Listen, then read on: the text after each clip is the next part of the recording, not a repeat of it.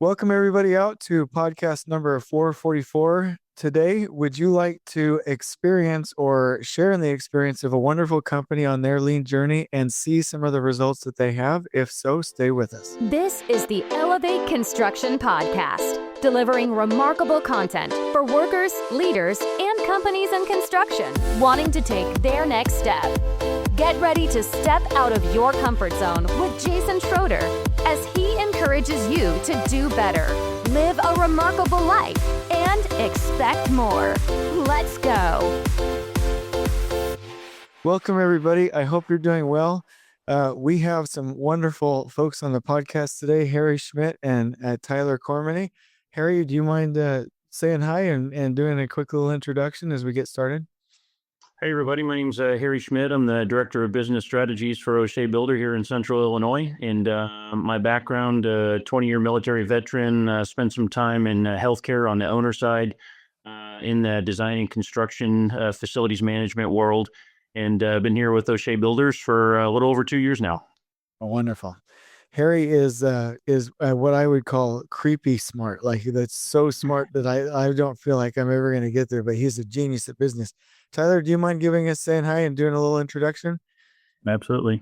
I am Tyler Cormeny. I'm Vice President here at O'Shea Builders, and I've been in the industry for now 25 years and on the general contractor, construction management side of the world. And so it's a little about me. I love that. And I can't not compliment both persons. So Tyler is a master orchestrator. He will procure or what is the word I'm looking for? Coordinate or get or basically pull in the best wisdom from everywhere around the world and bring that into the organization, orchestrate it, bring it all together, and drive forward for amazing progress. So Tyler's a connector.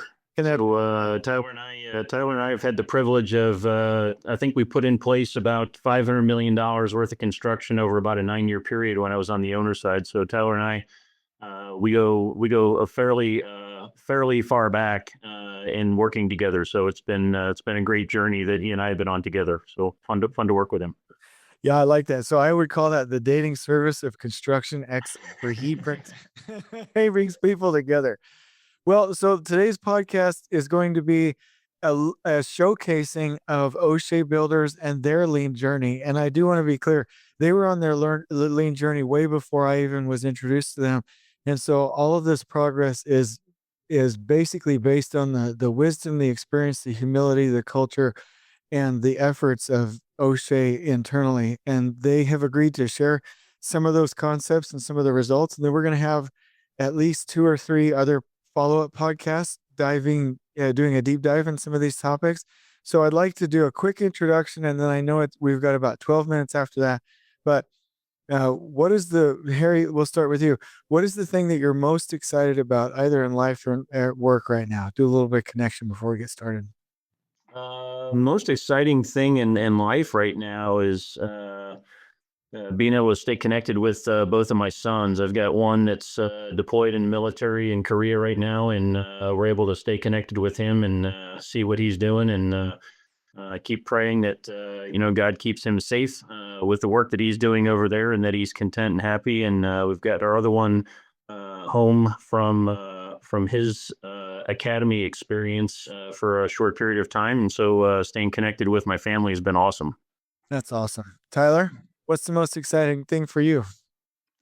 Harry's got 2 boys. I got 2 girls, a little bit younger than his kids, but I got a 16-year-old daughter, and sports and activities centered around her, and a 15-year-old daughter as well. So both in high school and sports activities, and just seeing them mature and grow, and a lot of great experiences right now. That's awesome.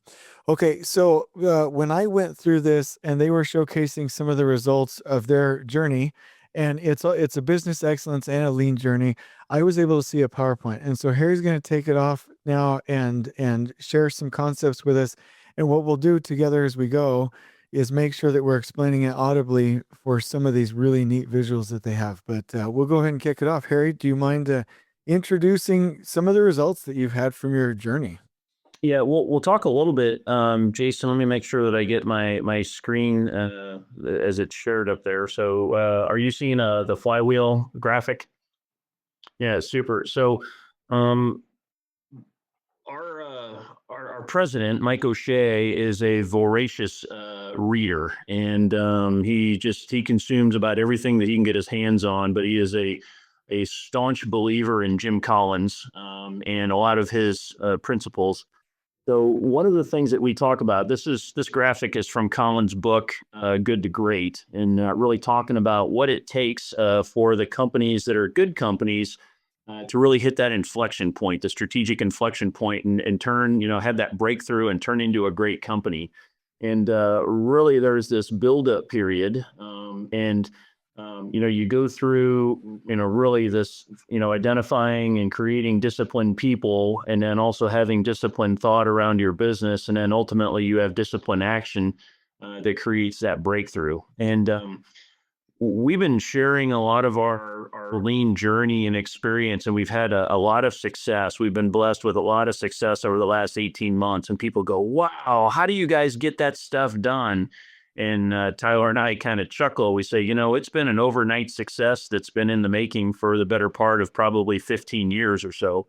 So from that standpoint, we went back and we tried to map what is going on with O'Shea Builders and our revenues by year. And you can see from this graphic that we've had a nice run from 1992 where things were growing, but not really hitting that inflection point until the 15, 16, 17, year. And then you see what's happened in the last couple of years. And it almost reflects what's going on in Collins' book.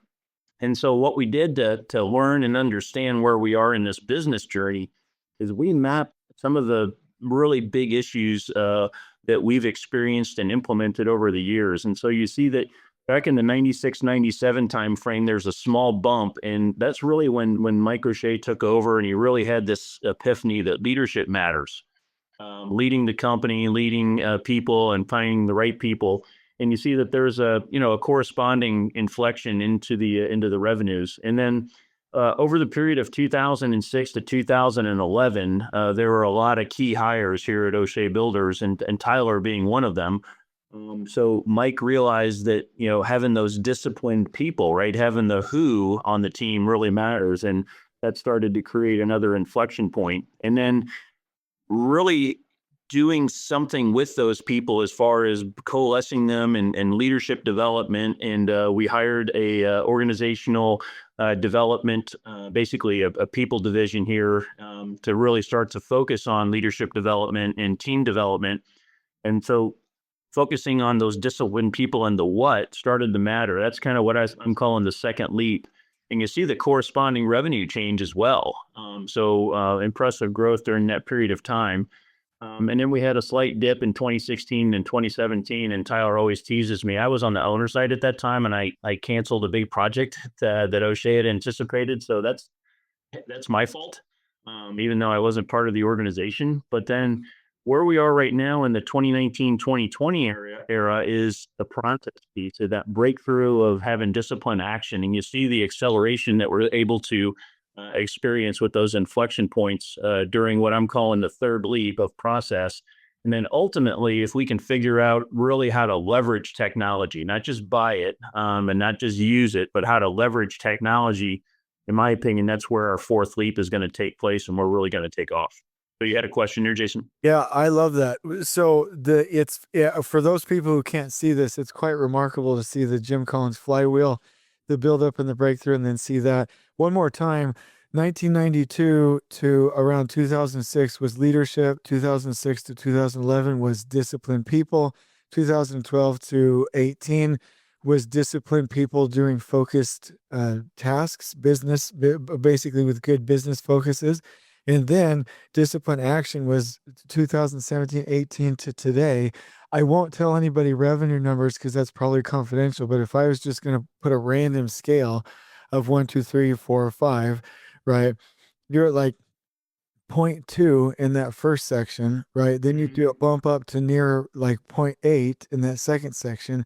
Then the disciplined people with focused responsibilities, you're at like 1.4. And then you shoot all the way up to 2.5 on this random scale that I made, and up to 3 with the discipline action as a part of that breakthrough in that flywheel. So I hope that gives everybody some perspective of how long it takes to take that journey. Anyway, Harry, that was remarkable. Just to anchor people back. Yeah, thanks, Jason. What I wanted to say is that second people portion, that is really from the lean principle of respect for people. That's where we have focused on growing our teams and, professional development, and really focusing on letting people be the best that they can be. Like I said, we hired that director of organizational development that was focused on that. And that has really been the foundation for the organization. So the fact that we're able to accelerate in these last couple of years, we set the foundation 8-10 years ago, and now we're actually reaping the harvest. Of the you reap what you sow. Well, we were sowing really, really good seeds into our people right here, and they were growing and flourishing. And now we've had the opportunity to leverage and capitalize that with what we've fostered inside of them. So I think that's the lean principle that I wanted to really get out of this was you got to earn that foundation, and it took us 10 years to do it. And now we're really starting to enjoy that harvest. And to Harry, if I can jump in there and that disciplined people, if we're all that leadership we were building, and Harry and Jason, we've talked about this, we were building all this infrastructure in our leadership and our superintendents and our execution teams and everything else, but we weren't seeing the success of it yet until we implemented the last planner system, because we didn't have an environment on our job site where it could be expressed that way. We were still managing chaos on our job sites. There wasn't a stable environment. And really that was like when it all pulled together, when we started down our lean journey with last planner system 18 months ago. All of a sudden we discovered this stable environment that we could implement on our job sites, where our superintendents really could be those 21st century leaders and lead in the way we've been training for all of these years. But we weren't successful of making an impact on the job site until we created that stable environment over the last 18 months. And now we really see our superintendents rising. Your book, your influence our organization to elevate the role of construction superintendent. None of that could happen until we created that stable environment on our job sites. Can I say I'm taking up too much of our time, but Tyler, I'll put you on the spot, maybe embarrass you a little bit, but do you want to share the news about the recognition that you just received? Because I think it ties into this long journey that Harry's talking about and how it's so important. Would you mind sharing that with us? Yeah. So just in the last couple of days, we were notified that Training Magazine, it was they recognized the top 100 in the world as top training organizations. And this is, again, something that, as Harry's pointed out, the person we brought in, Tess, that I think you'll talk to at another time, the organizational development, our people person, she brought that structure and training to the organization, has spent years developing it. Now we're really seeing the fruits of it. And one of them is just being recognized in the last couple of days as being selected as one of the top 100 training organizations in the world globally. Oh, wow. That's impressive. Congratulations, by the way. And my only point there, and Harry, take it away, is my only point is backing up what Harry and the team was saying is, this training, this respect for people is a foundation. It took time, but that's where they started. And that's one of the neat things to observe when you look at that uptick in progress, is that they focused on people. So Harry, sorry for the interruption. Yeah, no, and that's really the principle that we wanted to get out to the other people listening to your podcast, Jason, is, this is the overnight success that was 10, 15 years in the making, right? Mike O'Shea had the vision of saying leadership matters. And then he had the courage, right, to hire. Think about this. So, at the time we had 35 employees when he hired Tess and brought her onto the team. Think of that investment of saying, okay, this is going to make a difference.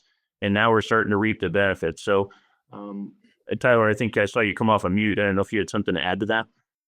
Yeah, no, I think that's just, we talk about a matrix organization, and I think it's highly unusual for a contractor our size.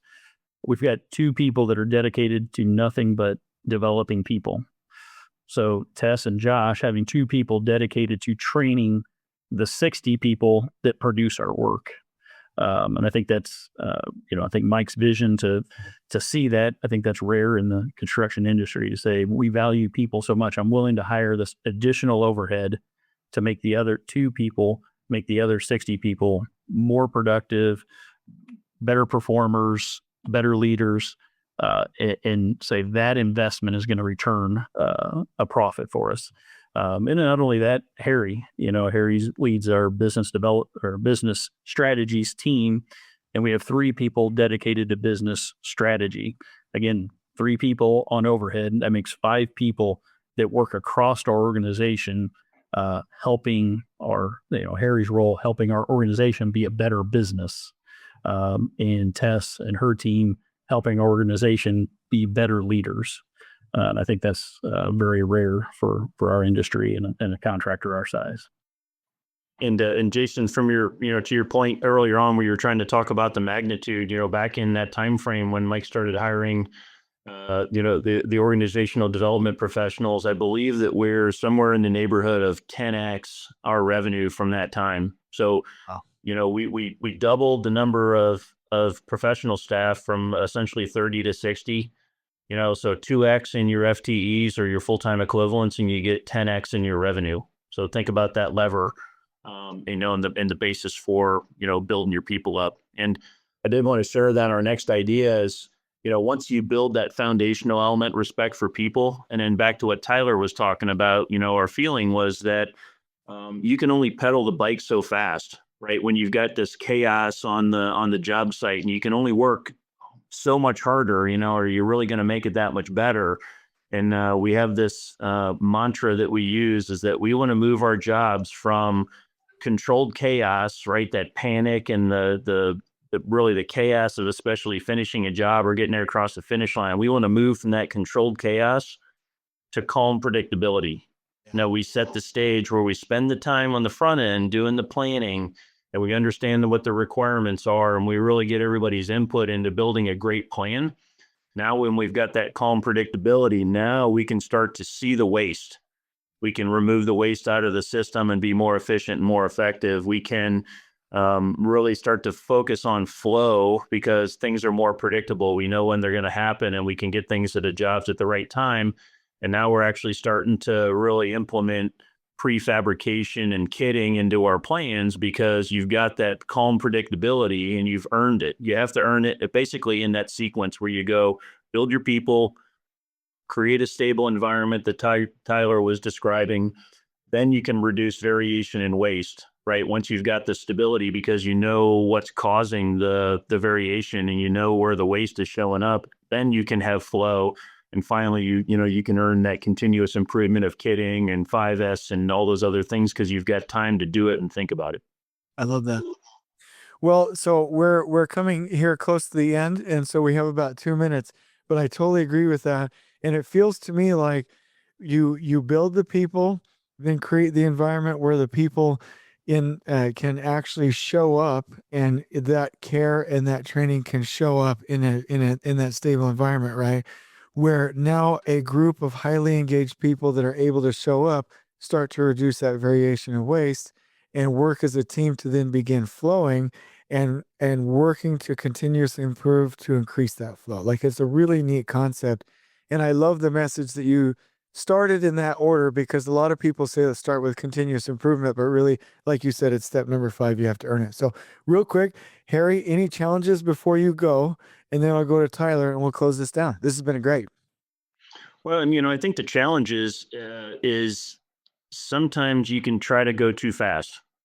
And the other piece is, just because you spent, let's say, 9 months or a year on this journey, and you've moved from unaware to aware, or maybe you've built some competency in this. A lot of times, let's say if there's a new project that comes online, the team says, oh, well, we've already done this, and so we're going to keep building on that. Sometimes you have to remember, with your team, they may not have experienced it with you before, with a new trade partner, for example, or a new design professional that's involved. And so you really have to be patient and take the time to go back and pick your team member up and bring them along with that journey, right? You can't expect them to catch up, because they don't know where the path is. right? You haven't blazed the path. So you really have to make sure that you're patient and go back. And I think that's a lesson that Tyler would really agree with, is that initially we're like, hey, we did great work for the first 9 months. And then we have another project that we move on to. And then they're like, yeah, let's keep going. And we try to go to the next step in that ladder that I was just describing. And we had a couple projects that we struggled with, because even if it's a quarter of the team is new, you got to go back and you got to onboard them and bring them along, and you got to go pick them up, if you will. And that's what, go back, pick them up, and you got to grow those people, right, to make sure that everybody can be successful. I love it. And Harry, I think you have to go. So if you need to drop off, we totally understand. Thank you so much. Tyler, what would be your closing challenge? Yeah. This is something he pointed out previously as well. Just the tools are the tools, and we all got plenty of tools. If you don't have the people and the leadership and the culture, you're never going to get full advantage of the tool, because you're just going to use it in the same way you've used it before. You're going to use the hammer just like it's a screw gun. And we have the tools. We already have those. We need to learn how to use them. We need to train people, develop that leadership, get that stable environment. We see a lot of people want to go grab the tool and just start. And you got to lay the groundwork, as Harry said, and that's what we've experienced. And even if it's the same trade partners on the next project, if there's one new person on there, the team is not going to be able to reach the full capacity if we don't stop, go back, pick them up, move them from unaware to aware, and get the team going. And so we still got a lot of room to advance, but we've seen tremendous results. I'm just excited for where we're going with Last Planner and TACT and elevating our superintendents. And we've got an awesome testimonial from one of our subcontractors. I won't read the whole thing. Jason, I've shared this with you, but one of our trade partners, that we've had friction with over the years, but has finally got to experience a project with one of our senior superintendents fully utilizing Last Planner and TACT. And he sent me an email, and he starts it off with, in 15 years of being in the industry, I've never done this. And I'm on 50 projects a year, and I've never had a project that flowed and was predictable. And the leadership of the superintendent, all the words that we're using here in this guy's not been through any of our training, and he's picked up on those things and is witnessing something different from a project that we're involved in with him, and just how we can, as the construction manager, lead an environment that makes it better for everybody that is involved in the project. And our mission is to create exceptional construction experiences. And that goes for all the workers, the trade partners, the design partners, and of course our clients as well. And it can happen. We can move it from chaos to calm predictability, and it really be an enjoyable job. Well, as Jason would say, that's remarkable. So I think that's great. Well, this has been great. I really, really appreciate y'all. I'm also looking forward to the next one, talking about culture and leadership with Tess and Josh. Hopefully, if we can carve out some of their time, and I'll just do the countdown and we'll say on we go. So I appreciate y'all being here. 1, 2, 3, on we go. On we go. On we go. Please join us next time in elevating the entire construction experience for workers, leaders, and companies coast to coast. If you're enjoying the show, please feel free to share with your construction colleagues and help us spread the word by rating, subscribing, and leaving a review on your preferred podcast listening platform. We really appreciate it. We'll catch you next time on the Elevate Construction Podcast.